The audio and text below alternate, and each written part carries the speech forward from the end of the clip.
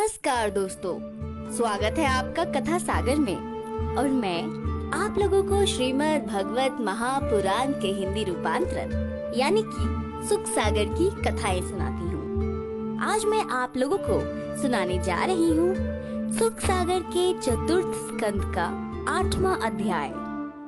इस अध्याय में हम लोग ध्रुव के चरित्र के बारे में जानेंगे, लेकिन कथा शुरू करने से पहले मेरी आप लोगों से एक छोटी सी विनती है, वो ये कि आप लोग सब कोई मेरे साथ एक बार प्रेम से बोले ओम नमो भगवते वासुदेवाय नमः। अब भगवान की चरणों में सिर झुकाकर उनसे आशीर्वाद लें, उनमें अपना मन लगाएं और प्रेम पूर्वक इस कथा को सुनें। मैत्रेयी जी बोले विदुर जी से, हे विदुर, अब मैं तुम्हें राजा उत्तानपाद के वंश का विस्तार सुनाता हूँ, जो मनु और सत्यरूपा से उत्पन्न हुए थे। अगर आपने पहले के अध्याय को सुन रखा है, पहले की कथाओं को सुन रखा है, तो आपको ये चीजें याद आ रही होंगी कि मनु और सत्यरूपा कौन थे, उनके कितने पुत्र और पुत्रियां थी। तो ये सारी बातें हम पहले के अध्याय में कर चुके हैं। अगर आप पहले के अध्याय को नहीं सुने हैं तो आप अवश्य ही पहले के अध्याय को सुन ले, जिससे क्या होगा, आपको ये जो कथा जो आगे चल रही है, बढ़ रही है, वो और अच्छे से समझ में आएगी। तो यहाँ पर मैत्रेयी जी विदुर जी से बोलते हैं कि अब तुम्हें मैं राजा उत्तानपाद के वंश का विस्तार सुनाता हूँ। और राजा उत्तानपाद के पहले उन्होंने सती और जो प्रजापति दक्ष और शिव की जो कथा थी उसको सुनाते हैं, उसको संपूर्ण करते हैं। और जब वो कथा संपूर्ण हो जाती है तब वो उत्तानपाद के बारे में बताते हैं, जो मनु और सतरूपा से उत्पन्न हुए थे। सतरूपा और मनु के 2 पुत्र थे, एक थे प्रियव्रत और दूसरे थे उत्तानपाद। ये दोनों पुत्र थे। और जिसमें उत्तानपाद के बारे में मैत्रेयी जी बताते हुए कहते हैं कि उत्तानपाद के सुनीति और सुरुचि, ये 2 रानियां थी। सुनीति और सुरुचि ये नाम की 2 रानियां थी उनकी।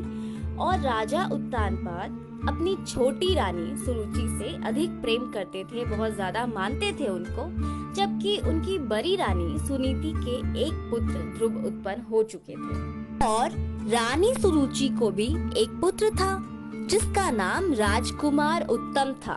और उनके जो पिता थे उत्तानपाद, वो राजा ध्रुव को प्यार नहीं करते थे, बल्कि वो अपनी छोटी रानी सुरुचि के नाते उत्तम को ही अधिक प्यार करते थे। जो सुरुचि के पुत्र थे राजकुमार उत्तम, उनको अधिक प्यार करते थे और राजा ध्रुव को वो बिल्कुल प्यार नहीं करते थे।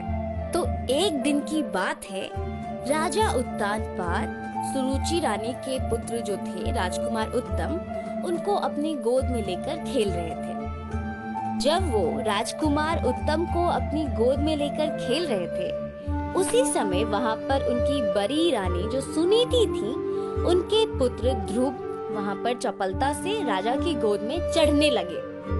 जब वो चढ़ने लगे तो ये सारी चीजें रानी सुरुचि देख रही थी। और रानी सुरुचि से रहा नहीं गया, उन्होंने बोला, ध्रुव से कहा कि तुम ये नहीं जानते हो कि केवल राजपुत्र होने से कोई राज सिंहासन का अधिकारी नहीं हो जाता है। तुम ऐसा नहीं है कि राजा के पुत्र हो तो तुमको राज सिंहासन मिल जाएगा। तुम मेरी कोख से उत्पन्न नहीं हुए हो, इसीलिए तुम अधिकार से हमेशा वंचित ही रहोगे। तुमको चाहिए कि तुम भगवान की इस जन्म में आराधना करो, पूजा करो, और जिससे अगले जन्म में तुमको मेरी कोख से जन्म लेने का सौभाग्य प्राप्त हो जाएगा। तो सुरुचि जो है वो ध्रुव को इतनी सारी कठोर बातें सुना देती हैं।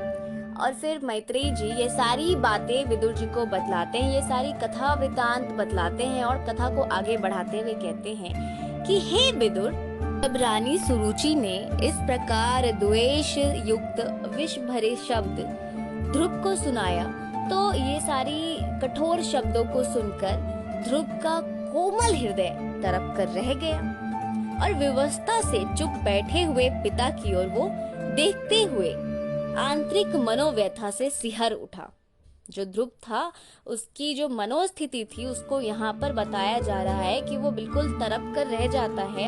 और जो उसकी आंतरिक मनोव्यथा होती है, मन की स्थिति होती है, वो बिल्कुल सिहरी हुई होती है, सिहर जाता है वो बच्चा और वो अपने पिता की ओर देखता रहता है, उस पिता की ओर देखता है जो सिर्फ व्यवस्था से चुप बैठे हुए थे, कुछ भी नहीं बोल रहे थे और चुपचाप सारी कठोर बातों को, दिल तोड़ देने वाली बातों को सुन रहे थे।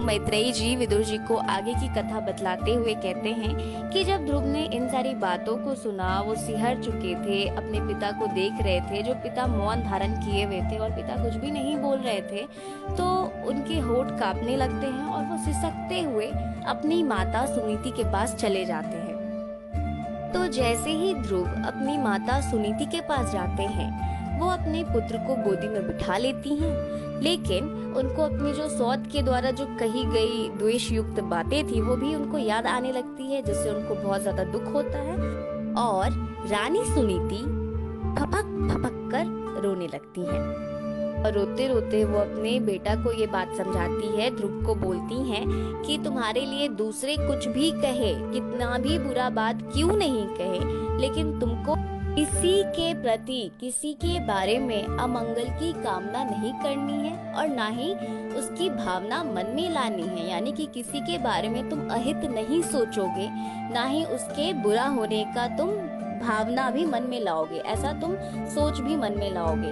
तो ये अच्छी बातें अपने ध्रुव को वो समझाती हैं और फिर इसके बाद वो बताती हैं कि हमें बिल्कुल भी किसी के बारे में बुरा नहीं सोचना चाहिए, भावना तक नहीं लाना चाहिए, क्योंकि ईश्वर जो है वो भले बुरे सबका उचित फल देने वाले हैं और सबको देने वाले हैं। जो जैसा करेगा उसको वैसा फल भी मिलेगा।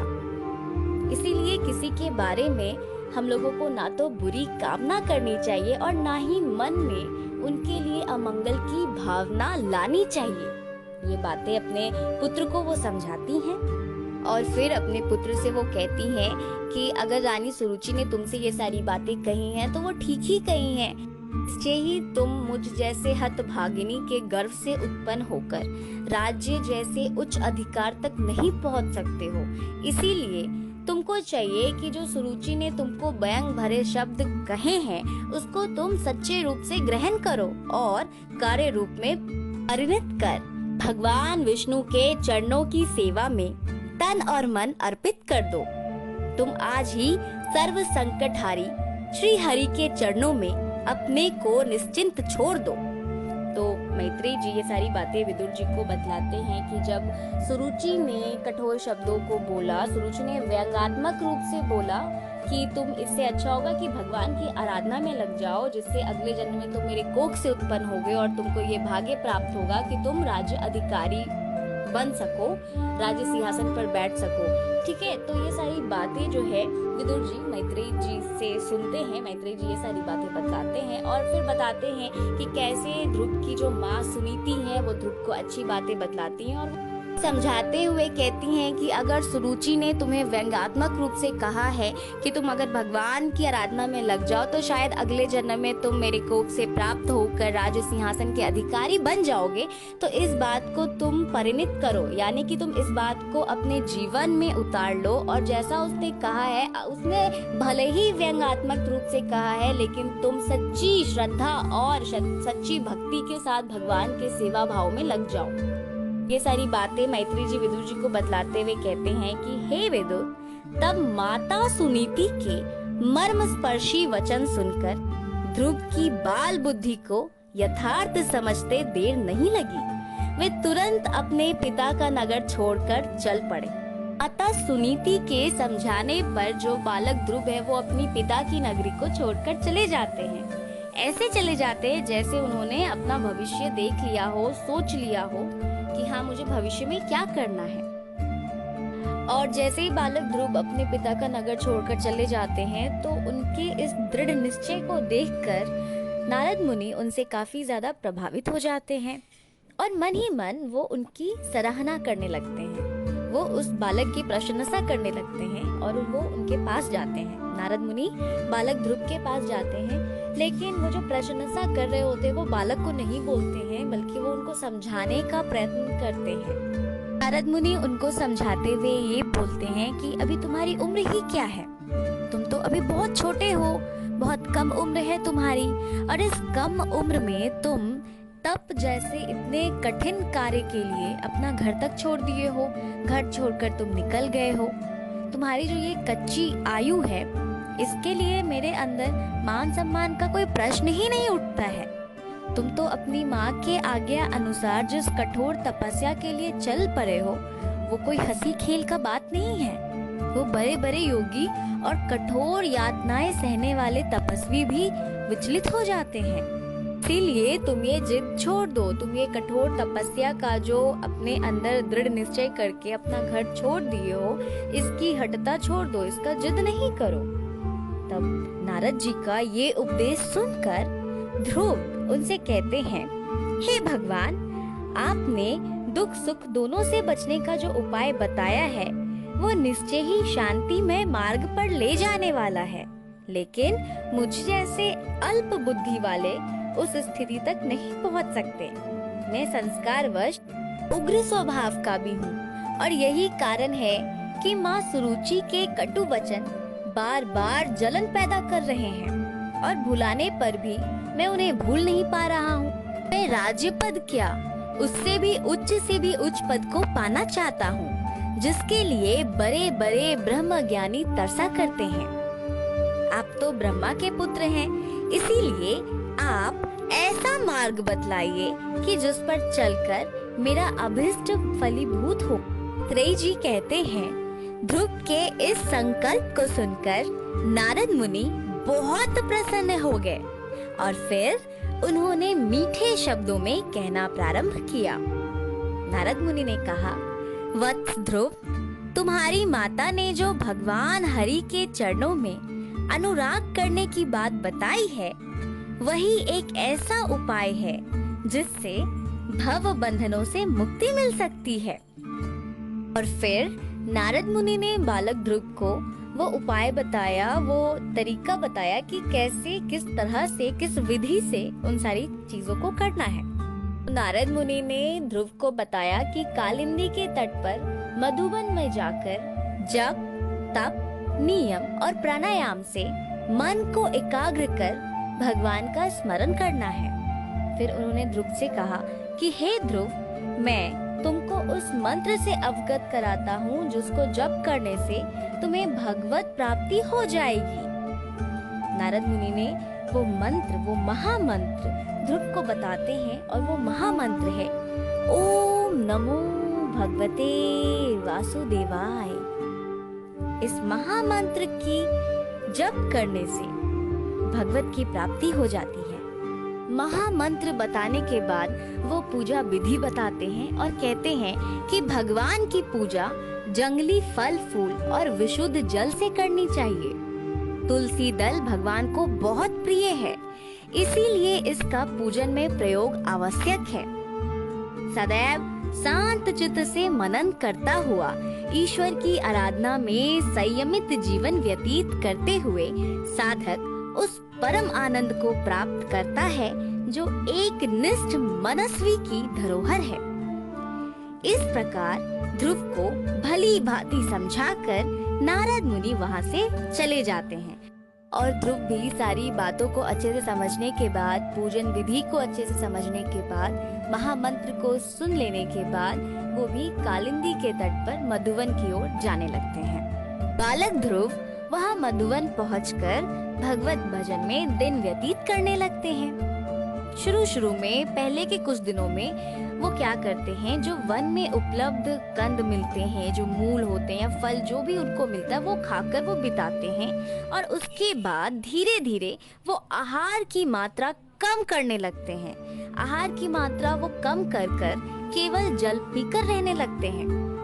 कुछ समय बाद वो क्या करते हैं, उस जल को भी त्याग देते हैं और वायु सेवन कर तपस्या में रत हो जाते हैं। और इस प्रकार के कठोर तपस्या के बाद सत्यनिष्ठ ध्रुव जी धीरे धीरे अपनी सभी इंद्रिय इच्छाओं को अपने वश में कर लेते हैं और वश में करके वो एक पैर से खड़े रहकर अपनी वृत्तियों को ब्रह्म चिंतन में लीन कर देते हैं और श्वास को ब्रह्मांड में चढ़ाकर उन्होंने उस सूत्र को तोड़ दिया जो वेष्टि को समष्टि से बांधे हुए है। व्यष्टि यानी कि जो सबसे छोटी इकाई होती है, सबसे छोटा, और समष्टि यानी कि जो सबसे बड़ा होता है, इंडिविजुअल टू कॉम्प्लेक्स।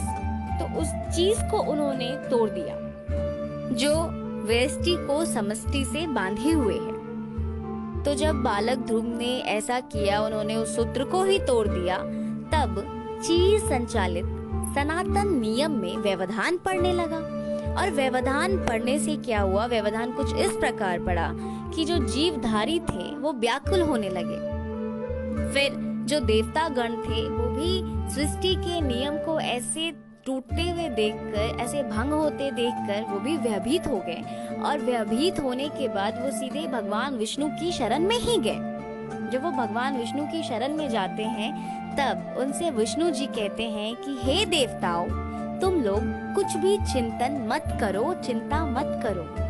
राजा उत्तानपाद का पुत्र है ध्रुव, और ध्रुव ने मुझे प्राप्त करने के लिए ये इतनी सारी कठिन तपस्या कर रहा है, इसीलिए तुम सबका दम घुट रहा है। अब मैं बालक ध्रुव को दर्शन देकर उसको तप से मुक्त करूंगा, जिससे तुम्हारे कष्ट दूर हो जाएंगे। ऐसा विष्णु जी ने सारे देवतागण से कहा। और इसी के साथ चतुर्थ स्कंद का 8वां अध्याय यहीं पर संपूर्ण होता है। तो सब कोई प्रेम पूर्वक एक बार मेरे साथ बोलिए, ओम नमो भगवते वासुदेवाय नमः। अब आगे के अध्याय में हम जानेंगे कि कैसे बालक ध्रुव को भगवान का दर्शन होता है और राज्य की प्राप्ति होती है। मेरी आप लोगों से एक छोटी सी विनती है, वो ये कि अगर आपको कथा अच्छी लगी हो, समझ में आई हो, तो अच्छी अच्छी बातों को, ये धर्म की बातों को अपने तक सीमित करके, बांध के बिल्कुल भी नहीं रखें। इसको जितना ज्यादा से ज्यादा हो सके उतना शेयर कीजिए, लोगों तक पहुंचाइए, जन जन तक पहुंचाइए, अपने परिवार वाले, अपने दोस्तों, अपने रिश्तेदारों तक इस सारी कथाओं को पहुंचाइए और लोगों को बतलाइए धर्म की बातें। और अगर आपने पहले के अध्याय नहीं सुन रखे हैं तो एक बार आप पहले के अध्याय अवश्य ही सुन ले, जिससे क्या होगा, आपको आगे की जो कथाएं हैं वो बहुत ही अच्छे से समझ में आएंगी। पहले के अध्याय के प्लेलिस्ट पे जाएं और वहां पर आप स्कंद के अनुसार कथा को जब चाहें तब सुन सकते हैं। एक बात और, अगर अभी तक आप कथा सागर के परिवार से नहीं जुड़े हैं तो जुड़ जाएं कथा सागर के परिवार से। कर दे चैनल को सब्सक्राइब, हिट करे बेल आइकन और जुड़ जाएं कथा सागर के परिवार से। अब मैं लेती हूँ आप लोगों से विदा, जल्द मिलूंगी 9वें अध्याय के साथ। तब तक के लिए आप लोग खुश रहिए, हंसते रहिए, मिलजुल कर रहिए, अपना ख्याल रखिए, अपने आसपास वालों का ख्याल रखिए, भगवान में अपने आप को लीन करके रखिए, अच्छी अच्छी बातों को जन जन तक पहुंचाइए और भगवान की कथाओं को सुनते रहिए। भगवान आप सभी की मनोकामनाओं को पूर्ण करें।